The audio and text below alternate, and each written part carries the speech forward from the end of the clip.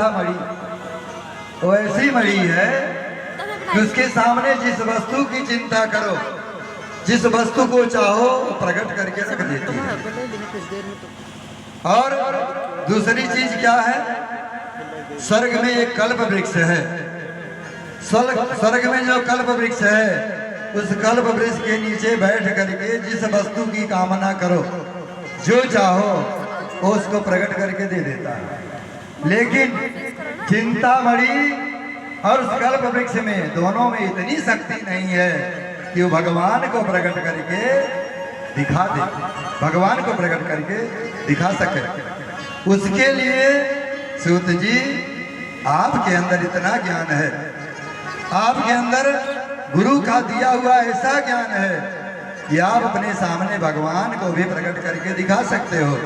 इसलिए हम सब लोग आपके शरण में हैं। आप हमको ऐसी कथा सुनाओ जिससे हम सबका दुख दूर हो जाए, क्योंकि समय बहुत खराब है, आगे का समय बहुत कठिन है।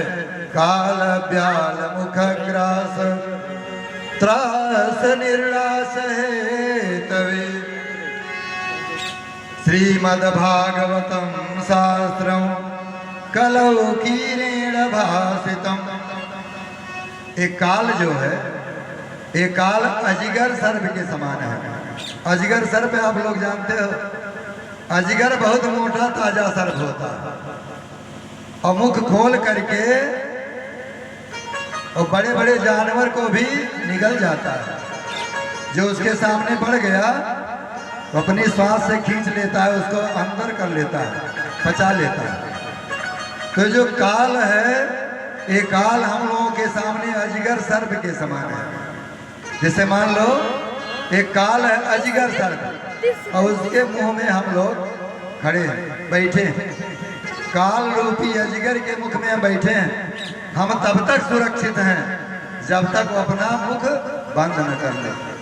काल रूपी अजगर ने अपना मुख बंद किया कि हम लोगों के लिए राम नाम सत्य। इसलिए ये जीवन क्षण भंगुर है, बहुत थोड़े समय का है। इसलिए सूत जी इस जीवन को सुधारने के लिए, इस जीवन में ऐसे सद्ज्ञान को प्रकट करने के लिए ही आप हम सबके सामने आए हो। आप हमारे दुखों को दूर करो, आप ऐसा कोई उपाय करो, ऐसी कथा सुनाओ कि हम सबका दुख दूर हो जाए। सूत जी ने कहा, ऋषियों आप लोग बड़ी सुंदर बात कर रहे हैं। देखिए कोई जब जी स्वार्थ की बात करता है, अपने मतलब की बात करता है कि हमको क्या परेशानी है, कैसे दूर हो जाए। महाराज जी हमारे अंदर यही एक दिक्कत है, हमको यही एक परेशानी है, दूर हो जाए। ऐसी बात को सुन करके जिसमें एक किसी निजी व्यक्ति का स्वार्थ छुपा है, महात्मा लोग प्रसन्न नहीं होते। महात्मा लोग तब प्रसन्न होते हैं जब आप ऐसी बात करते हो जिससे सारी दुनिया का कल्याण हो, सबको लाभ मिले। सूत जी कहते हैं, ऋषियों आपने हमसे ऐसी बात, ऐसा प्रश्न किया है पूरे जगत के कल्याण के लिए, इसलिए हम प्रसन्न हैं। हमारे पास जो भी बुद्धि है, जितना ज्ञान है, हमें आपको अवश्य सुनाएंगे, अवश्य बताएंगे। जिस समय सुखदेव भगवान राजा परीक्षित को कथा सुनाने के लिए गंगा तट पर आए और परीक्षित को श्राप लगा, 7 दिन में तक्षक सर्प के डसने से मृत्यु होगी। उस समय सुखदेव जी जब गंगा तट पर परीक्षित को कथा सुनाए आए, तो उस समय क्या हुआ, देवताओं को खबर लग गया। और देवता लोग जब सुने कि परीक्षित को कथा सुनाए सुखदेव जी आए हैं, भागवत कथा, तो देवताओं ने अमृत का कलश लिया। अमृत का कलश ले जा करके वहां पहुंच गए सभी देवता, अमृत का कलश रख दिया। देवताओं ने कहा, गुरुजी हमने सुना है कि परीक्षित को 7 दिन में तक्षक सर्प के डसने से मरने का श्राप लगा है। हम लोगों ने ज्यों सुना तुरंत हम लोग स्वर्ग से भागे भागे चले आए और खाली हाथ नहीं आए, हम लोग साथ में अमृत का कलश लेकर आए हैं। आप एक काम करो, आप इस अमृत को परीक्षित को पिला दो। परीक्षित सर्प के भय से दूर हो जाएंगे, सर्प का भय जाता रहेगा। आप इनको इस स्वर्ग का अमृत पिला दो। और बदले में देवताओं ने कहा, बदले में आप एक काम करो। सुखदेव जी ने कहा क्या करें? देवताओं ने कहा अपना ही पोथी पत्रा बांधो और बांध कर चलो हमारे स्वर्ग में, वहां हम सबको आप भागवत सुनाओ। जब देवताओं ने ऐसी बात कही तो सुखदेव भगवान बड़े जोर से हंसे, ठठा करके हंसे सुखदेव भगवान। कहे अरे देवताओं, हम तो जानते थे तुम लोग देवता हो, देवताओं की बुद्धि भी अच्छी होती होगी, लेकिन तुम तो महाठग हो, तुम लोग ठग हो। सुखदेव जी ने देवताओं को ठग क्यों कहा? क्योंकि सुखदेव जी ने कहा क्व कथा क्व सुधा लोके क्व काचो क्व मणिर्महान ब्रह्मरात्रो विचार जैव ततो देवा क्व कथा क्व सुधा। कहाँ कथामृत और कहाँ सुधामृत, दोनों की तुलना आप लोग ध्यान दीजिए। कहाँ कथा और कहाँ सुधा, देखिए दोनों की क्वालिटी अलग अलग है। हम लोग जब बहुत पुण्य करते हैं इस मृत्यु लोक में आकर के, बहुत दान करते हैं, यज्ञ करते हैं, कथा भागवत कराते हैं, बहुत पुण्य करते हैं, तब हमको स्वर्ग की प्राप्ति होती है। और स्वर्ग में जब हम जाते हैं तो हमको अमृत पिलाया जाता है। अमृत पीने के प्रभाव से हम लोग वहाँ नौजवान बने रहते हैं, भूख प्यास नहीं लगती है, कोई दुख बीमारी नहीं होती है। अच्छा, अमृत पिलाया जाता होता तो एक घड़ा अमृत, उस अमृत के लिए देवताओं में दानों में देवासुर संग्राम हुआ, लड़ाई हुआ, और भगवान मोहिनी रूप धारण करके अमृत को देवताओं को पिलाए। दैत्य वंचित रह गए उस अमृत से। बताओ भैया, उस घड़े में कितना अमृत है, अभी तक खत्म नहीं हो रहा है। अगर स्वर्ग में सबको अमृत पिलाया जाता होता तो स्वर्ग का अमृत अब तक खत्म हो गया हो, इसलिए पिलाया नहीं जाता है, सिर्फ सुंघाया जाता है। अच्छा, एक आदमी था, उसने कहा भैया क्या करें, बहुत महंगा घी हो गया है, और बिना खाए काम नहीं चलता है, बहुत महंगा हो गया, शुद्ध मिलता भी नहीं है, लेकिन लाता हूँ 1 किलो, 1 महीना बड़े मुश्किलन चलता है। दूसरे ने कहा नहीं, हम तो लाते हैं भाई तो 3-4 महीना चल जाता है। तीसरे ने कहा हमारा साल भर चल जाता है, बहुत थोड़ा थोड़ा छोड़ते हैं। चौथे ने कहा कि खाते हम भी रोज हैं, लेकिन हमारा पूरा किलो का किलो अभी बरकरार है, रखा है, सब रखा है, खाते रोज। बताओ भैया, अगर खाता होता रोज वो कैसे रखा रहा? तो देवता लोग अमृत सिर्फ सुंघाते हैं, हिलाते नहीं हैं, और उसके प्रभाव से उनको रखते हैं। अच्छा, हमको स्वर्ग मिलता है क्यों?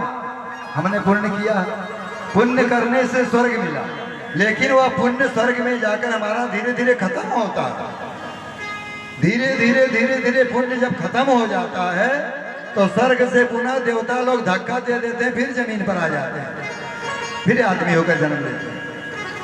तो भैया, अमृत पीने से क्या फायदा? जब हमको एक बार स्वर्ग में जाकर बिना पृथ्वी पर आना है, जैसे मान लो हमारी एफडी जमा है बैंक में, पैसा खूब जमा है, तो हमारा कोई दुश्मन अगर मैनेजर आएगा, हम विड्रॉल भर कर देंगे तो उसको पैसा देना पड़ेगा, क्योंकि हमारा पैसा बैंक में जमा है।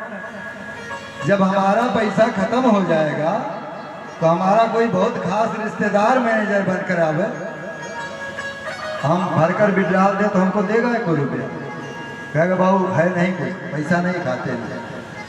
वैसे स्वर्ग में जब हमारा सुकृत खत्म हो जाता है, हमारे पुण्य खत्म हो जाते हैं, तो हम पुनः पृथ्वी पर ढकेल दिए जाते हैं।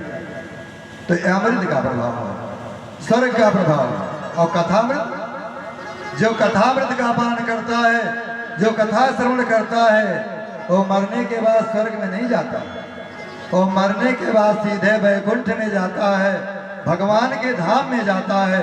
जत गत्वा निवर्तन्ते तद धाम परमं मम, ऐसा धाम है जा जा करके वापस नहीं होना पड़ता है। बार बार जन्मना, बार बार मरना, पुनरपि जन्मम पुनर्मरणम, पुनरपि जननी जठरे शयनम, यही संसारे पाए मुरारे, भज गोविंदम भज गोपालम।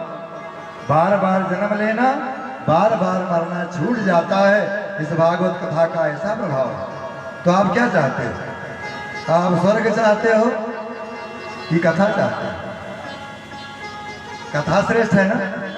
अच्छा, कथा में एक गुण और भी है, जो पुण्य करेगा स्वर्ग में वही जाएगा, पापी नहीं जाएगा। लेकिन एक कथामृत जो है ऐसा सुगम है, इतना सरल है, यहाँ चाहे कोई पापी आवे और चाहे कोई पुण्यात्मा आवे, चाहे कोई निर्धन आवे, चाहे गरीब आवे, चाहे कोई पैसा खर्च करे और चाहे कोई 1 रुपया आरती में भी न डाले, सबको समान रूप से कथा सुनाया जाता है। और सबको समान रूप से जो कथा श्रवण करता है, सबको समान रूप से उसका फल मिलता है। तो आप विचार करो कि कथा श्रेष्ठ है कि स्वर्ग का अमृत श्रेष्ठ है। जैसे सीसा के बदले में कोई मणि मांगे, जैसे सीसा के बदले में कोई मणि मांगे, तो बताओ मणि कितनी बहुमूल्य है और शीशा 10-5 रुपए का, कोई बदलेगा? विनिमय जो होता है, अदला बदली बराबर की कीमत का होता है। आप दुकानदार को 42 रुपया दिए तो दुकानदार ने आपको 1 किलो चीनी दिया। अब ऐसा थोड़े आप 42 रुपया दोगे, वो 1 बोरा लाद देगा लेकर जाएगा। तो विनिमय बराबर की वस्तु का होता है। अमृत के बदले में ये जो भगवान की कथा अमृत है बहुत श्रेष्ठ है, उसका कोई मूल्य नहीं है। इसलिए देवताओं को डांट करके सुखदेव भगवान ने भगा दिया और कथा नहीं सुनाया। सुखदेव जी ने कथा परीक्षित को सुनाया। अच्छा, देवता सब भागे भागे गए ब्रह्मा जी के पास और ब्रह्मा जी से बोले, पितामह अब देखो हम लोगों का कैसा दुर्भाग्य है, हम लोग पृथ्वी पर गए स्वर्ग का अमृत लेकर के और सुखदेव जी से हमने कहा कि आप अमृत ले लो, परीक्षित को पिला दो और बदले में आप हमको स्वर्ग में चलो कथा सुनाओ हम देवताओं को। लेकिन सुखदेव जी ने हमको कथा नहीं सुनाया, हमको डांट कर भगा दिया। बताइए हमारे अमृत की इतनी कीमत में रह गई है। ब्रह्मा जी ने कहा, देवताओं घबराओ नहीं, आप तराजू लाओ। ब्रह्मा जी ने तराजू मंगवाया और तराजू में एक तरफ अनेक धर्मशास्त्रों को रखा, एक तरफ भागवत पुराण को रखा। लेकिन अपनी महिमा से, अपने बड़प्पन से भागवत का पलड़ा नीचे झुक गया, अन्य पुराणों का पलड़ा ऊपर उठ गया। ब्रह्मा जी ने घोषणा कर दिया, अरे देवताओं, ये भागवत ये कोई पोथी नहीं है, ये कोई किताब नहीं है, ये तो साक्षात भगवान है, साक्षात श्री कृष्ण है, जो शब्दों के रूप में, अक्षरों के रूप में इसमें विद्यमान है। इसकी तुलना आप किसी धर्मशास्त्र से, किसी चीज से नहीं कर सकते हो। अगर विश्वास नहीं है, आप सबको विश्वास नहीं है, तो आप लोग 1 हफ्ता इंतजार करो। 1 हफ्ता सुखदेव जी परीक्षित को कथा सुनाएंगे। आप लोग देखो कथा सुनने के बाद परीक्षित का क्या हाल होता है, परीक्षित की क्या दशा होती है, तक्षक के काटने से उनकी मुक्ति होती है या नहीं होती है, आप लोग खुद समझ जाओ। तो जब 1 हफ्ता बीतने के बाद सुखदेव जी ने कथा सुनाया और परीक्षित की मुक्ति हुई, तक्षक नाग के काटने के बावजूद परीक्षित की मुक्ति हो गई, वैकुंठ धाम में गए, तो सभी देवता आश्चर्यचकित हो गए, सब आश्चर्यचकित हो गए। भागवत की इतनी बड़ी महिमा है और हम लोग अमृत के बदले में भागवत सुनना चाहते थे, तो इसकी इतनी बड़ी महिमा है भागवत की कि सोचिए अमृत देने के बावजूद भी सुखदेव जी ने इसे नहीं सुनाया, जिसे आपको सहज में मिल रहा है, बिना खर्च का मिल रहा है। और ऐसे अवसर का आप लोग अवश्य लाभ उठाइए। तो इस प्रकार से भागवत का प्रचार प्रसार पृथ्वी पर कैसे हुआ? पहले पहल सुखदेव भगवान ने राजा परीक्षित को भागवत की कथा सुनाई, उसी से इसका प्रचार प्रसार हुआ। दूसरी बार दोबारा चारों भाइयों ने एक कथा नारद जी को सुनाई भक्ति देवी का दुख दूर करने के लिए। कहे महाराज कैसे कैसे इस भागवत का प्रचार हुआ, हमको बताइए। तो कहते हैं कि एक बार की बात है कि नारद जी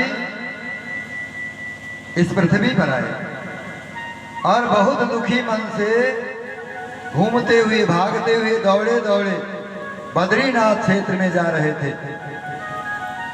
तो वहां पर उनसे सनकादियों से भेंट हुई। सनकादि जो हैं ये ब्रह्मा जी के मानस पुत्र हैं। ब्रह्मा जी ने सृष्टि किया है, हम आपको बताएंगे। जो ब्रह्मा जी ने सृष्टि किया है, उनकी सृष्टि में सर्वप्रथम उन्होंने अपने मन से 4 पुत्रों को पैदा किया। सनक, सनंदन, सनातन, सनत कुमार, 4 भाई।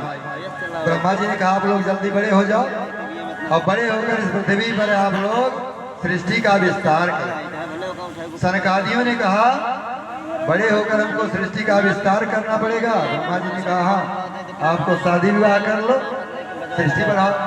सनकादियों ने कहा हम इस चक्कर में नहीं पड़ेंगे, हम लोग इस चक्कर में नहीं पड़ेंगे शादी विवाह के, हम तो भगवान का जप करेंगे। तो हरि शरणम का जप करते हैं, काल का कोई असर उनके ऊपर पड़ता ही नहीं है। और